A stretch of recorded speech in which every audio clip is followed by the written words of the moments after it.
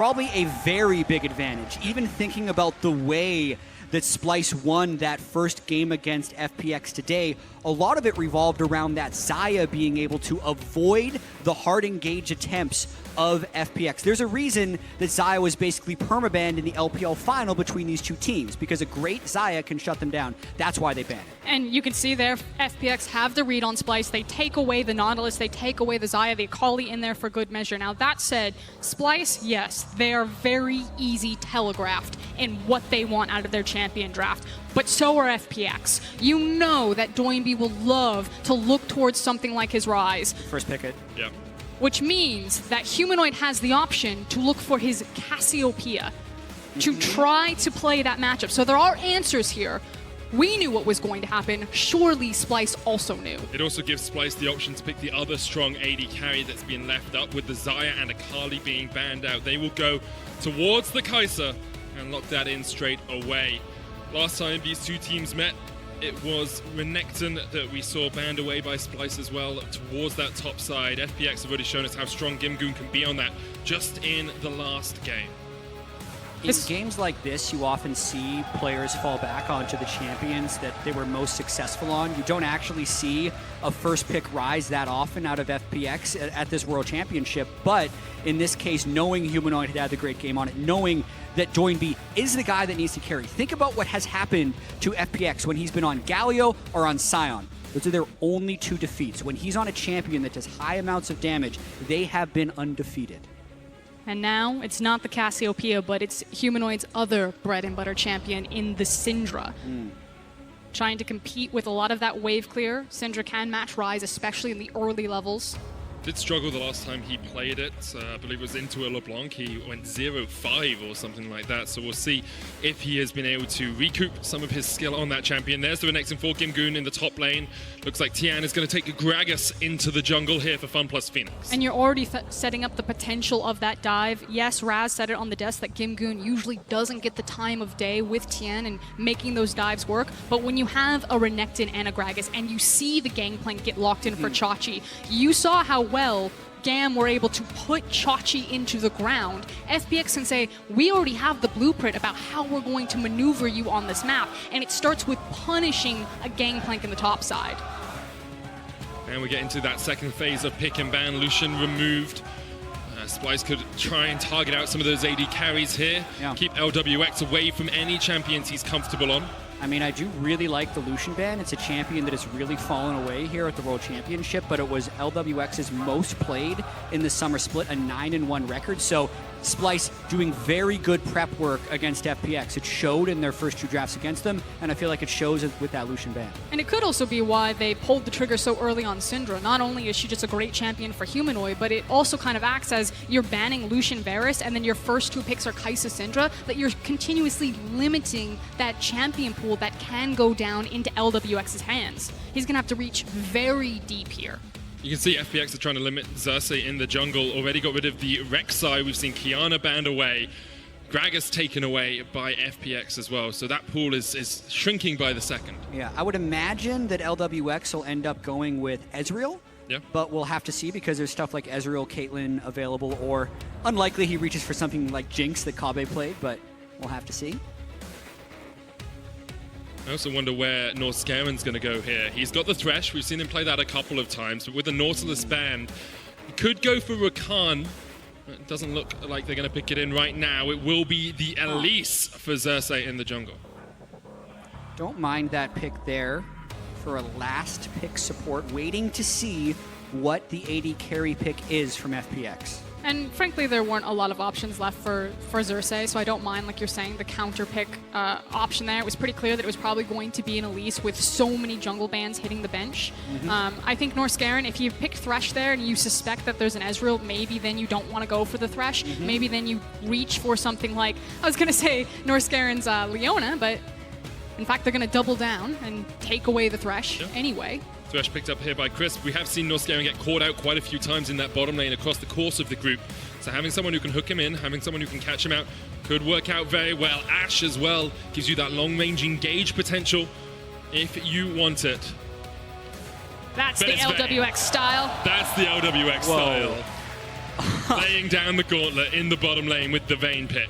I do want to point out, it looks to me like that's Crisp's first Thresh game of summer. So, more so, I think, a pick away from Norskarin than necessarily something they feel like they need in this game. And Vayne in this type of tiebreaker is just straight up throwing down. You got to do it. There's the Rakan for Norskarin. So Kai'Sa Rakan into Vayne Thresh in the bottom lane here. Something nice about having the Vayne there is you actually get a little bit more safety of taking something like a Rakan. Rakan as a support doesn't have a lot of winning matchups when he's not paired with the Xayah to get kind of the passive buffs off of that champion matchup. And so because it is a Vayne, it makes it less punishing for Norskarin to get a champion that he's so comfortable with and not just completely sacrifice the lane phase. Well, this is it. This is the game for first seed. Both these teams revitalized in the second half of group. Splice undefeated on the day. Are they playing? They just swapped Doinby off of Ryze. They just flex picked that Renekton into Doinby's hands. That is shocking that they would do that in this stage. He's a man with a big champion pool. We talk about it so often. Has a lot of these niche picks, but as you say, getting him off Ryze is surprising to say the least. But Doinby has absolutely played the Renekton in the mid lane. Maybe it was the trap. Like we said, both these teams so telegraphed in draft phase. We know that they can flex. Maybe FPX said, Humanoid will go for the Syndra, I'll take the Renekton, and I'll smash this kid in lane. Oh, what a game to lay down in. Fun plus Phoenix, the #1 seed from the LPL, trying to fight, but they are against Splice, the Snakes. Vedius and Shox in the crowd showing their support for the LEC #3 seed. There are 3 #1 seeds in this group, from the LMS, from the BCS, from the LPL. Only one #3, but Splice are trying to prove they don't care which seed they are. They will still take first in the group. Absolutely true. So much fan support from Splice coming into the day. You can check the Twitter vote as well. They voted for Splice in all 3 games today. There'd be little doubt who they'd vote for in this one as well, Medic. Let's get on to Summoner's Rift. Come on, let's stop delaying this. Let's get into the action. Final game of the day, final game of Group B. Everything on the line for these two teams. We'll see them both in Madrid, but that first seed means so much when it comes to the quarterfinal matchups. FPX wanting to make their #1 seed. That's what everyone expected of them coming into this group. And even though they've stumbled a bit in the group stage, none of that would actually matter if they were able to win this game. And nice tweet there by Vizichachi about never dropping out. Technically correct. And still hasn't. He's going to be 100% advancement rate in every stage of Worlds he's been in, really. I do want to talk about kind of the other changes, not only in the matchup in this mid lane between Renekton and Syndra, but also now what it means in terms of game plan for FPX. This is a AP jungler in the Gragas with now an AD mid laner with the Renekton. So potentially you have a lot more setup of playing that 2v2 mid, of constantly ganking that lane and really trying to punish this Syndra than having the Renekton on the top side. And that makes much more sense. Like, Kim Goon, you're on your own again, buddy. Sorry. Farm it out. Have a good time, because this should always be the Doinby and Tien show. We have seen Humanoid struggle when he is put behind early on, so maybe FPX trying to play that card in this game. Press the attack on Doinby there as well on the Renekton, so that's a lot of damage that can come out very quickly from the Crocodile in mid lane. Yeah, that's the expected play. You have to be so careful if you're Humanoid in this mid lane. As we mentioned during Champion Select, even though he is a good Syndra, the time he played Syndra against J-Team, against LeBlanc, he ended up 5 deaths, I believe, throughout the game. So once you do fall behind the curve on Syndra, it can be devastating, and would definitely not be surprising if Tien's first Gragas game is mid. Is the Predator Gragas, so usually we see him clear a couple of camps, get that back, get the Predator boots early on. Humanoid is just harassing Doinby there in the middle lane for the moment.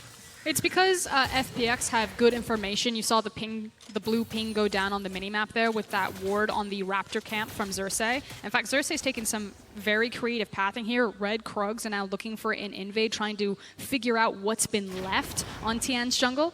He's going to find it empty, and now potentially setting up a dive.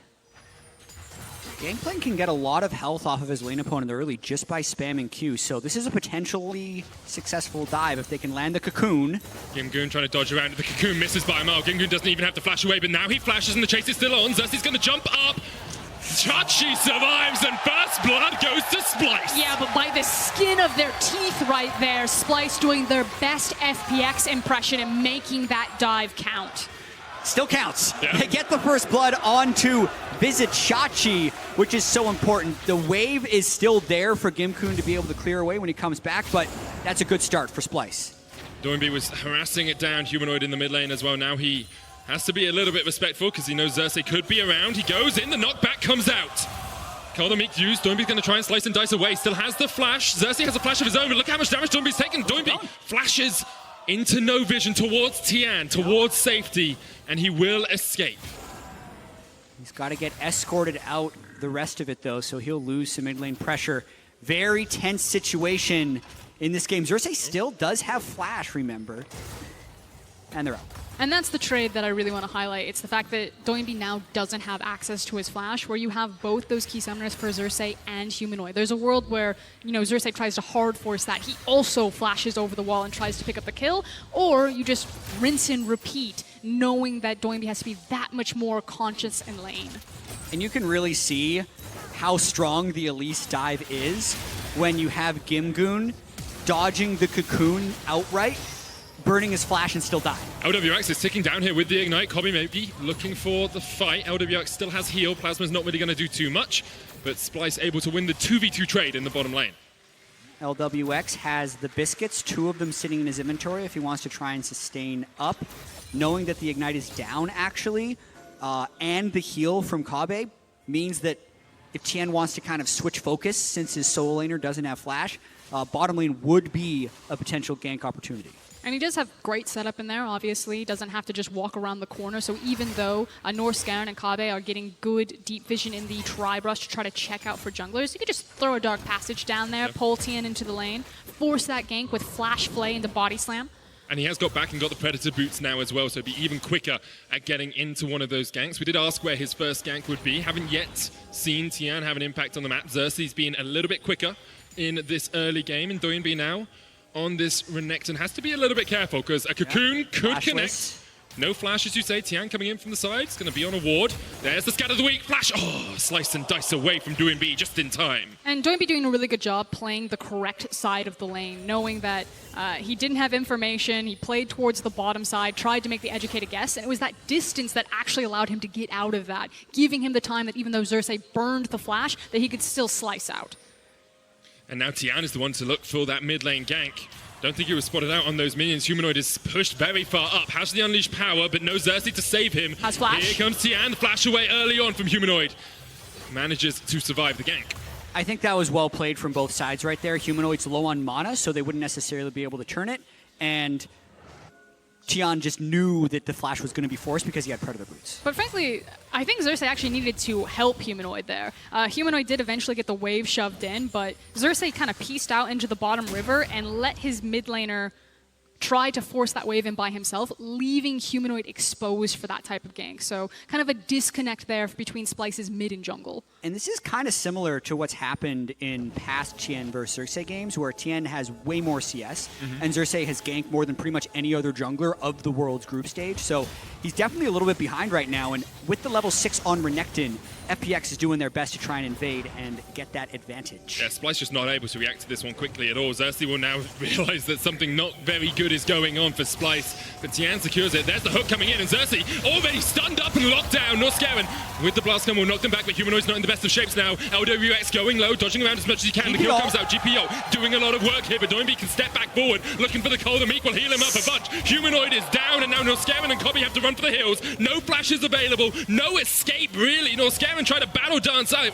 will get the jump away in the end. Ends up being a 2-for-1 trade in favor of FPX. As big as that was for FPX, they can't be happy about the kill distribution. Thresh has very poor gold scaling, and picking up 2 kills there means it's just the assist gold that'll go over to the Renekton and the Vayne that we're hoping to snowball off that river play. And frankly, that's the only silver lining there for Splyce fans. That was Splyce completely losing track of where FPX were, either miscommunication about who was rotating, but Xerxes came around that corner. It seemed like he was very surprised to find 20 members. He can sneak around for this top lane gank, though. There's a sense of security from the control ward for Gimgoon right there, and he is still he has his flash back, but he's got a lot of lane to go. Realm Warp is there. The Cocoon's going to connect and stop it, though, and now the chase is on Gimgoon.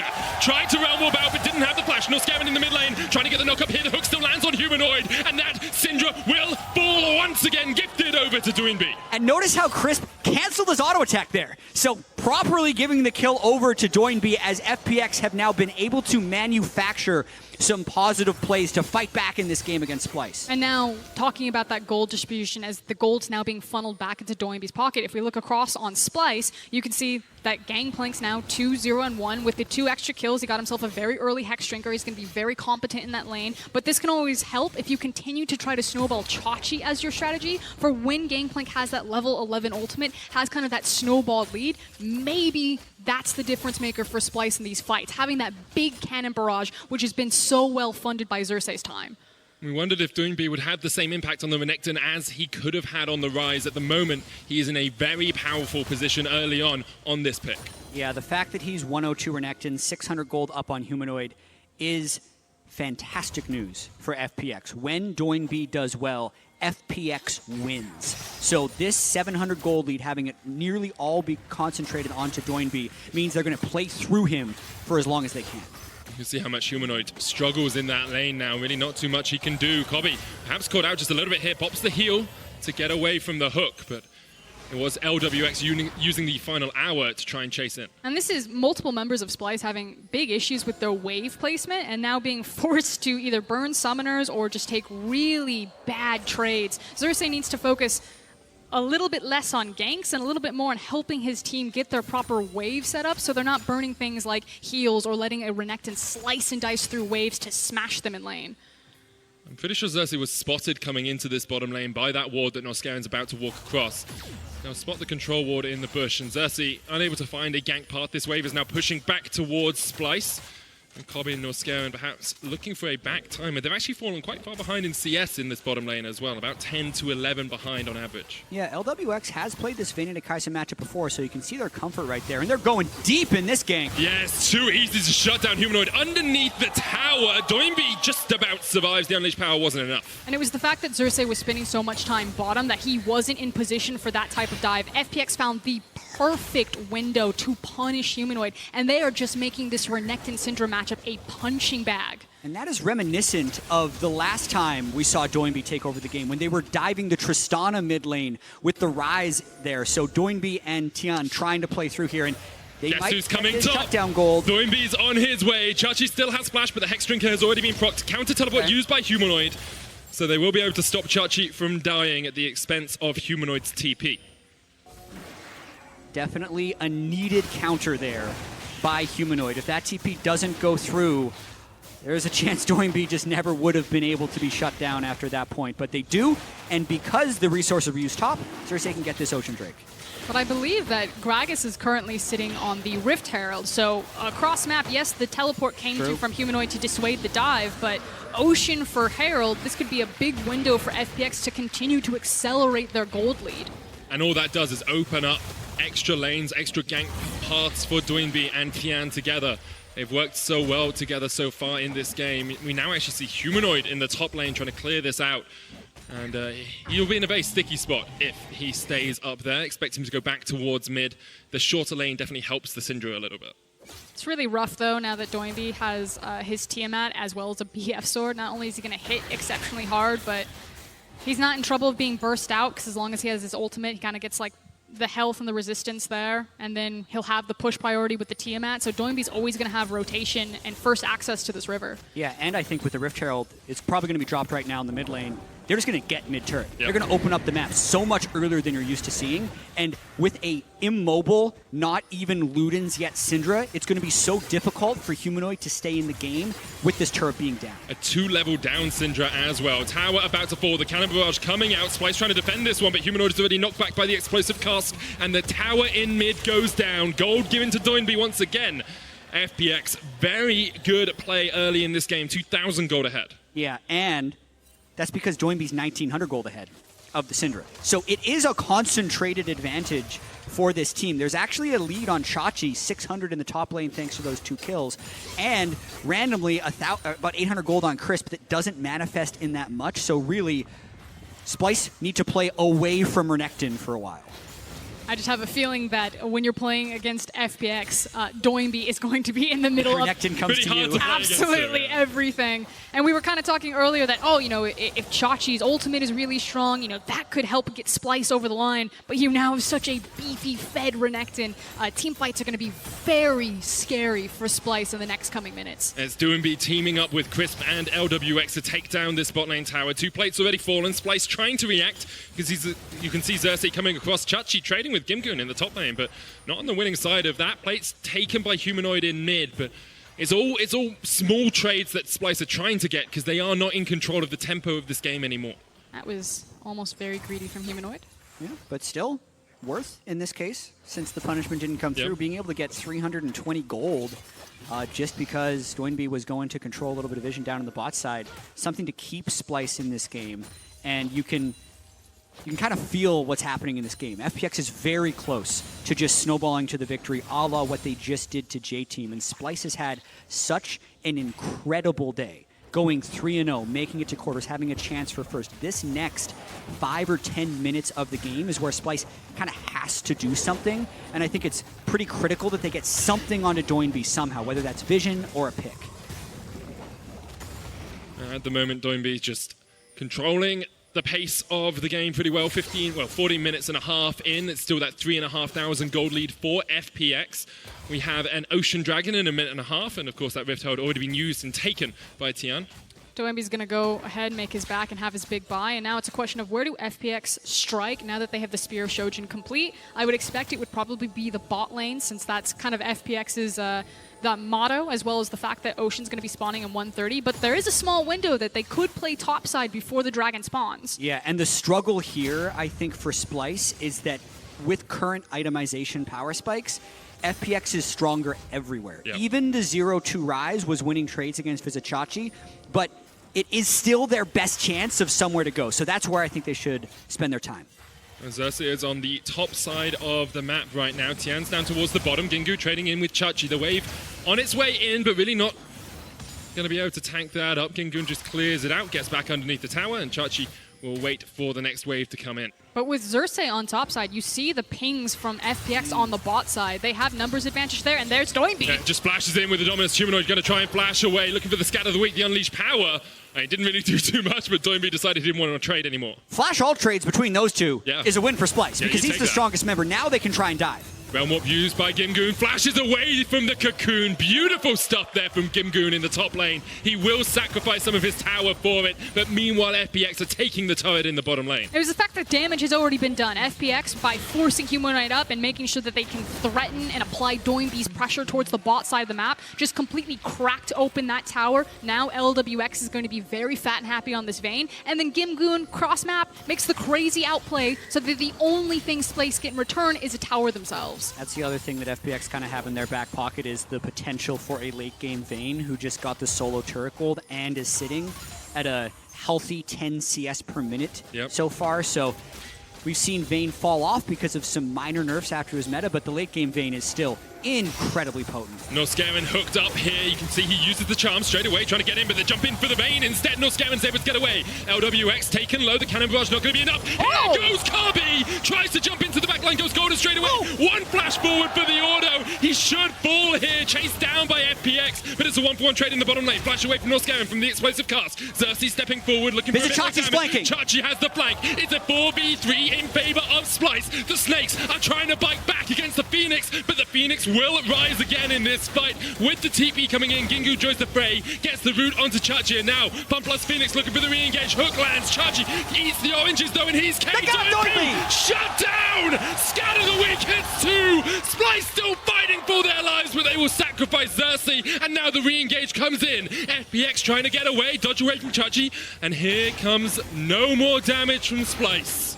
Well, Doinby's teleport is 20 seconds from now on a control ward if Splice stick around. This has been Splice fighting back and making this fight even. They got the shutdown where they needed it, and they were able to get 2 kills onto Kabe. And from a 4,000 gold deficit, it's now only 2.5. They have closed that down so much with this fight. But this was very scary and required a lot of step up from individual members from Splyce. So it starts with Kabe really feeling himself, looks for the dive and manages to pick up the kill on LWX, expending everything, including his flash. And then when you see the flank from Chachi, like, okay, maybe this goes Splyce's way. But Crisp plays this fight so well. Watch the auto attacks on the barrels, not letting Chachi get off that barrel, and then yes, Chachi can run away, but he's not doing any damage. So many mechanical plays towards the end here as FPX chases back through, right? You see Doinby going in, but everyone properly focuses him, and Humanoid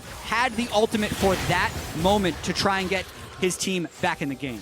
Chachi was able to get rid of both the hook and the Ruthless Predator stun with 1 oranges as well, which meant he stayed alive in the fight. Let's look at where we are in terms of items. Chachi finished Trinity Force, finished Ludens on Humanoid, the Manamune into Ginsu's on its way for Kobe.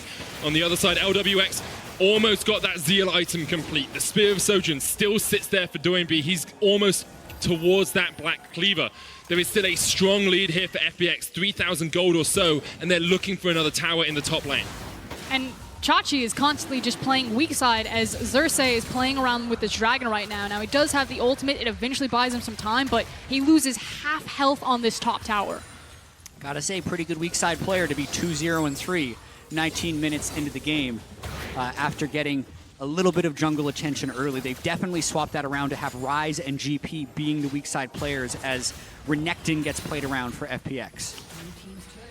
With Xerxes and Humanoid both here in the bottom lane, Gingoon abandoned his turret. Splyce will get their second of the game, but Fun plus Phoenix, as we said, put a lot of damage down to that tier 2 in the top lane. Baron is up in just 12 seconds time, and Fun plus Phoenix trying to get some control around the vision here. At this point in the map, it kind of feels like very different goals. For Splyce, yes, you have some item breakpoints on most of your team, but you're really looking at Kabe getting to that Rage Blade, and that's going to be your big go button. For FPX, it's now about how you utilize your lane assignments with such a powerful Renekton and your Ryze, and making sure that you're picking the right side of the map. As Jat said, they keep going at Chachi, but he has so much wave clear, and he's stalling them out while Splyce are kind of bleeding FPX out on other sides of the map. And in a situation where they were so far behind for so much of this game, they've been stalled out long enough that Splyce have started to crawl back into this game to have a fighting chance.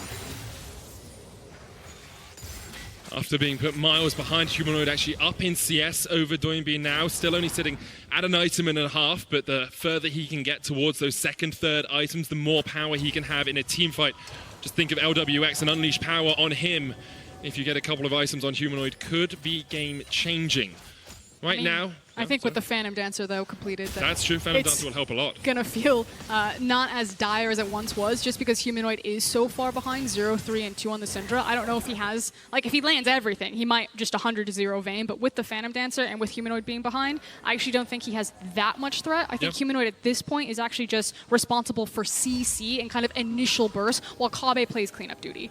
Yeah, and FPX has been unable to get sustained vision inside the jungles of Splyce. That's the big thing that's allowing Splyce to kind of neutralize this game. Additionally, the 2 big roams that Tien has pulled off have kind of been sensed by Vizichachi, and that's kind of wasting a lot of this Gragas' time. So the natural catalyst for this game will likely be the Infernal Drake, since FPX doesn't have the deep jungle vision required to start baiting Baron. Which means that we could potentially just have a timeout where teams look at that 2-minute timer and it's hoover up as much gold as possible in this 2-minute window before everyone kind of straps on their pads and looks to clash. Gingoon currently has the push in the bottom lane. It looks like Chachi is the one to go and answer that. Doinby is still in the top side here for Fun plus Phoenix, but Chachi realizes perhaps he's not in the best of positions, hadn't cleared out that bush he was hiding in, and that gives Gingoon a little bit of free time with this tower down bot. Yeah, actually a little curious that Vizichachi grouped in this instance with no objectives being up, but it allows Splyce to get a little bit of mid lane priority, and now Humanoid, he's just going to get jumped on. Face check straight into Doinby there, and Doinby should just be able to clean this one up. Humanoid does have flash, so does Doinby, and there's the flash forward. too easy for Doinby. The Cocoon coming out. They're still looking for the fight. The dominance is there. The quickness comes out. Oh, here comes Kobe jumping from the backline, and Doinby will fall. Got a lot of damage down, but wasn't able to take down another man. That was about a quarter second away from a 1v4, with that Sojin giving him the cooldowns if he could get another empowered Q healing up. But with all of that being said, more gold goes over to Splyce in that trade from a solo kill versus an assisted kill. So if they can neutralize, it will be worth. They lose so much pressure, though, because they sent a bunch of people top lane. Losing damage on the mid lane tower. Cannon Barrage did come out, and that means the Demolish Block wasn't able to be used by FunPlus Phoenix. Gimgoon forced away from the bot side of the map, and now we're 55 seconds away from that Dragon. The Infernal on its way to spawn. Which is why you're seeing the resets come in from FPX. I want to quickly go back, grab the necessary control wards, and then start setting up the map for this Infernal. This was Humanoid. Yeah, you could say maybe you just flash that much earlier, but it was also the fact that Doinby held his flash to make sure that as soon as he did, he'd have the stun just to burst. Yeah, it was a bad start from Humanoid, but then the rest of Splyce was up here, and because Kabe ulted in, right there, the Q was about to come back for Doinby, but I want to say here, I don't think Doinby should have flashed for that kill. Because Infernal Drake's up in 20 seconds now, and the flash on an ult Sojin Renekton is his trump card. If he can't get into this fight, Splyce might actually be able to win it and control the Infernal Drake. And I agree with you. So Doinby's trying to get very creative about how he's going to do it. Now, he will be spotted because he's hard shoving bot lane, trying to get push priority in there. But you can see that Doinby is trying to slip in underneath Splyce and make sure that he can find a proper flank position without that flash. Chachi's going to spot him out. Repel already used here by Xerxes, but Chachi forced away. Doinby, the round warp coming in as well. Is this going to be taking two people take it in? FunPlus Phoenix have separated themselves, and Crisp almost falls. Norscare and dodges back. Gimgoon's going to get the Lantern into the fight, and now the Infernal Dragon is FunPlus Phoenix's reward, but maybe Splyce want to keep fighting it. Infernal Dragon down. Splyce cannot find an avenue into the fight. I mean, it was messy, but it did work. Yeah, and now they get the hook. Hook onto Humanoid. Humanoid, no time to react. Another kill to FPX, and FPX might just turn their eyes straight towards the Baron. At least he still had his flash. Wasn't useful in that case, but it was Doinby actually finding the flank onto Visit Chachi that started that fight off so well, and because it is a 5v4, they're going to at least start it, but I think they should be looking for picks here. I agree with you. Baron on the cards. We saw Splyce throw at Baron. They're pulling out 5. The first time they played. Teleport coming in. Chachi still has his teleport in the bottom lane at the moment. 7,000 HP left on the Baron.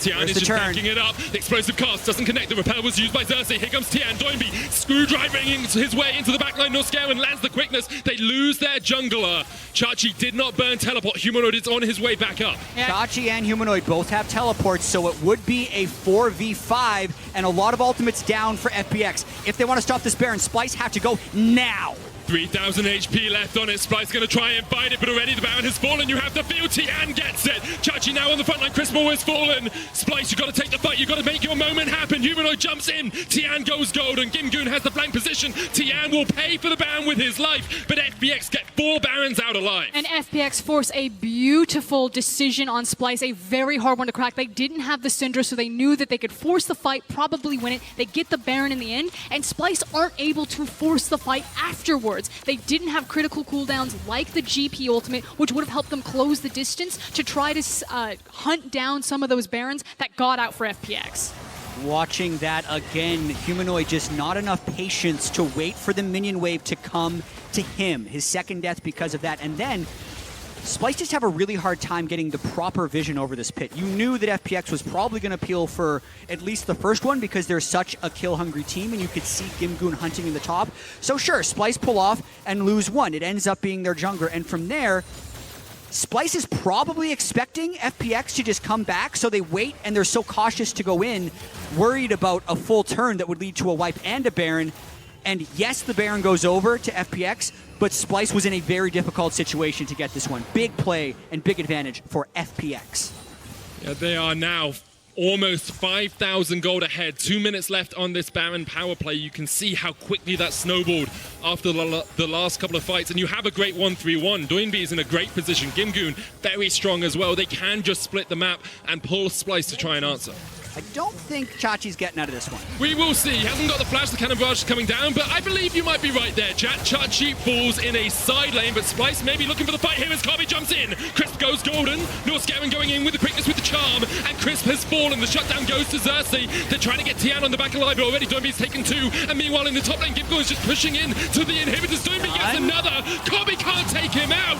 LWX will fall in the end, but 3 kills go to Doinby in a 4v5, and FPX are looking at the Nexus. Oh man, that's a big play by FPX. Didn't even realize Gimgoon wasn't there with how close that fight ended up being. Kabe getting a lot of gold out of that, but FPX ends up getting the inhib. Yep, Kabe trying to go hero mode, but Gimgoon just walked it in. There's still 2 Barons live for FPX, so while the timer is very quickly ticking down, they still can do a lot more damage with it if they want.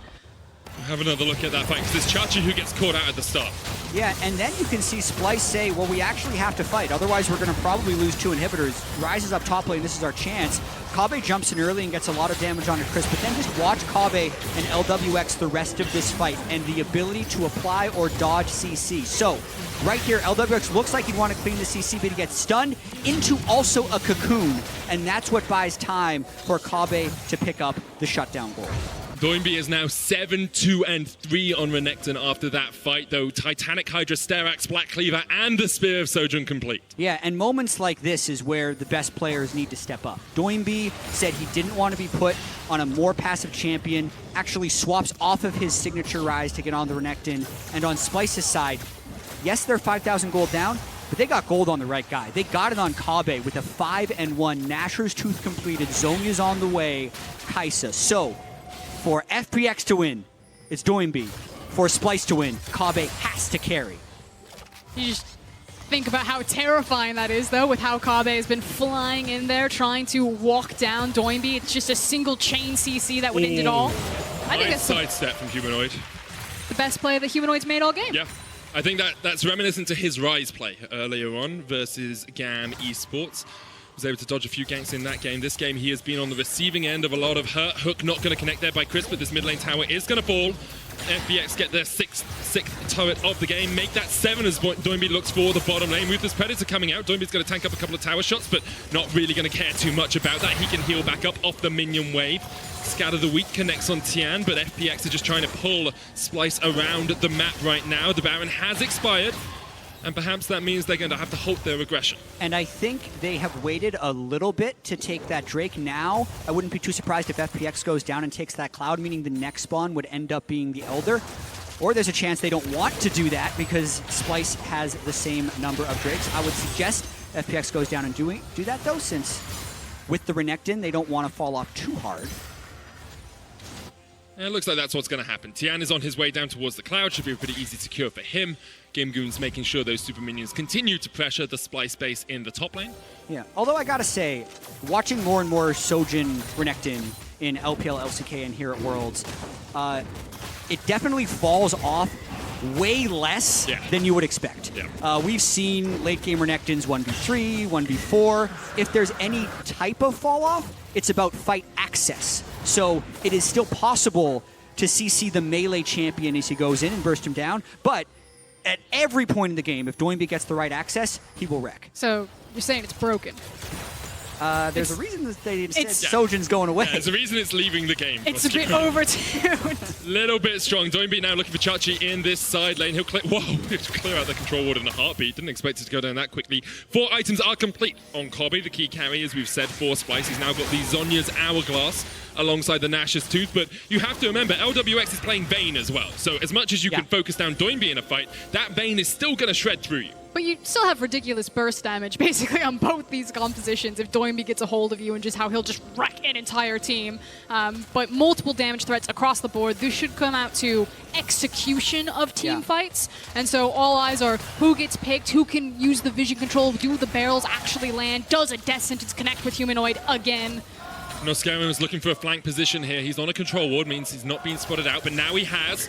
Going to clear out a ward. Chris will have a hook in just a second's time, but not going to use it. Doinby still pushing in the bottom lane by himself. This will be another tower over to Fun plus Phoenix. Splice trying to react, trying to get vision around this Baron that has now respawned, but FPX with a 6,000 gold lead are still very much in the driver's seat. But with that inhib missing up into the top lane, Splice are losing their window where they're actually just kind of getting choked out of this area.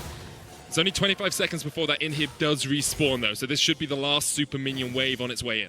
Yeah, unfortunately for Splice, though, they don't have mid-priority or river vision, so this is the danger zone, really, when dealing with other teams' Barons. The one saving grace would be that they do have Chachi off in a side lane who can lend aid faster than the Renekton, thanks to the GP ultimate, but FPX is just going to start this with Vayne, because they can two-man it while still being able to pull off. Doinby is actually fighting up to Chachi. Chachi has to flash away. The Slice and Dice not going to be able to chase him down. Looks like Doinby wasn't able to find the connection flash for flash in that bottom lane. But you can see that FPX don't have to just play around the Baron because of how strong the Renekton is. They continue to sit in a 1-4 formation, have Doinby or even a 1-3-1, and also put Gimgoon in a side lane, and slowly just, again, brute force Splice in these side lanes, force them to make a decision where they're not comfortable, where Splice would have to overcommit to a side of the map, and that's when FPX want to punish them. Yeah, however, they have to deal with this ultimate cooldown on Doinby now. I have to credit Vizichachi here.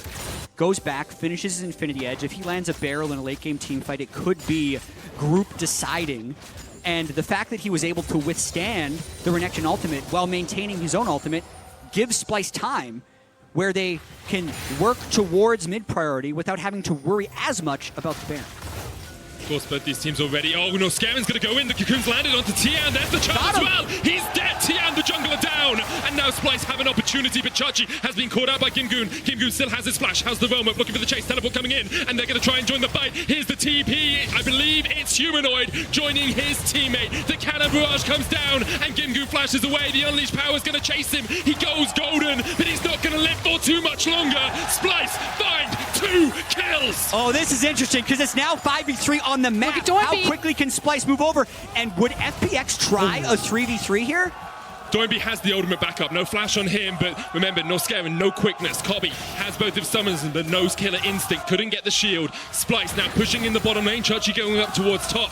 Splice will try to take this mid lane tower. Yeah, because suddenly it's Splice that have tempo advantage on the map. They've finally got that mid lane priority. You can see Humanoid's also shoving in. He's now cutting back towards his team, trying to get there in time. They want kills. FPX are hunting for them.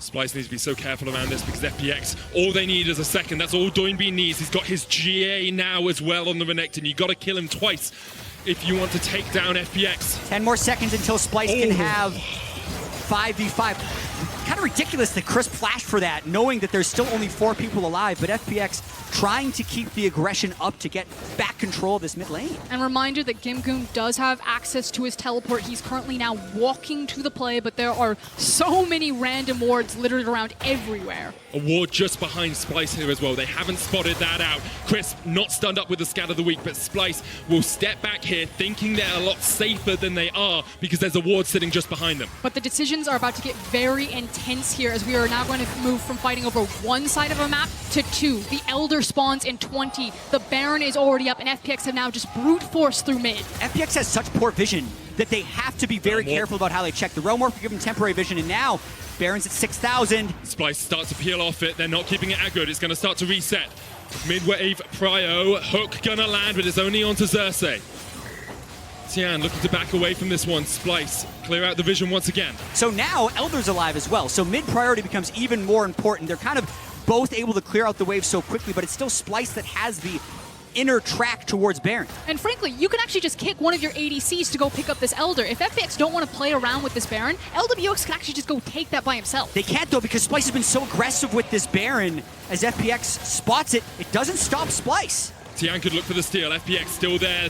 Baron's still aggroed by Splice. 7,000 HP on it now. Perhaps they back away. Doinby still a quarter of the cooldown left on his flash before he can get into this fight. And Splice disengage, but they give up mid-prio. They give over control over the Elder Dragon. Splice has won this battle, and it gives them the advantage in the ward. They had completely been starved of control wards. So quickly, Crisp resets for the 2 controls. And now, knowing Splice is on a recall pattern, FPX FPX is just going to go for this Drake. FPX just bled them out right there. They played merry-go-round with the mid lane priority. Like you said, they exhausted the vision line. They exhausted the priority. FPX now have control over mid lane. It gives them the Elder, which now they can use that to force control over the Baron. FPX called Splice's bluff. They said, stick on the Baron if you want, but we are going to fight you over it. Splice backed away, lost control, and FPX take the objective. Now this Elder lasts for 2.5 minutes. There is 25 seconds until Doinby has flash again.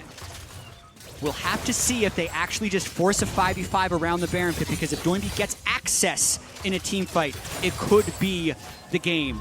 I don't want to see him burn his ultimate again, attempting to get a 1v1 kill, because I think that has stalled out FPX. But there's the teleport. They have the controller vision. It is FPX's time to act. There's also the added benefit that at this late in the game, whoever has control over the Baron pit, in this case it's FPX, could actually just two-man it. You have the necessary tanks as well as the 80 carries, so everyone has to be so aware of maintaining vision control of this area. Looking for a flank. Splice did restock their control wards, so they have 4 that they can put down that would slowly need to be cleared away. So Chachi's trying to come across to join the team. Doinby stepping forward, lands the stun on Norscaven, who tries to jump away. There's the charm as well. But already Xerxes dead. That's 2.